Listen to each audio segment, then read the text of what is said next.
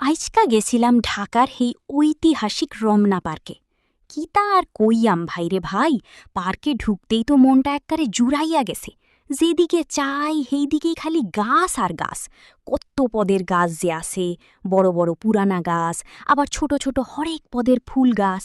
দেখা মনে হয় যেন কোনো এক মায়ার জগতে আইয়া পড়ছি।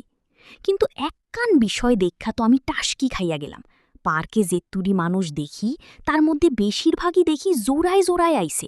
হকগোলে নিজ নিজ খাস মাইনসেরে লগে লইয়া ফুরফুরা মেজাজে ঘুইরা বেড়াইতাছে। কেউ হাত ধইরা হাঁটতাছে, কেউ আবার গাছের তলে বুইয়া গপ্প জুড়াইছে। দেহন লাগে তাগর কাণ্ডকীর্তি। আমি একা একা ঘুইরা ঘুইরা খালি তান্ডার দিকে চাইয়া রইলাম আর ভাবলাম, আরে বেড়ারা, তোরা তো প্রিয় মাইনসেরে লইয়া আইলি, আর আমি আইলাম খালি প্রকৃতির বাতাস খাইতে। তয় মিছা কথা কইতাম না, রমনা পার্কের হেই ঠান্ডা বাতাস আর সুন্দর ফুলগুলা দেখা কুলচাটা এককারে ঠান্ডা উইয়া গেছে। বিবাড়িয়ার পুলাপান্ডে কইতাছি, সময় পাইলে এককারে সদল বলে আইয়া রমনা পার্ক দেখা যাইও। তয় সাবধান, একা আইলে কিন্তু প্রিয় মাইনসেরে লগে না আনলে আফসোস মনে জাগবই জাগব। তো ভালা থাইকো, আবার চ্যানেলটা মুন্ডা চাইলে সাবস্ক্রাইব করে দিও।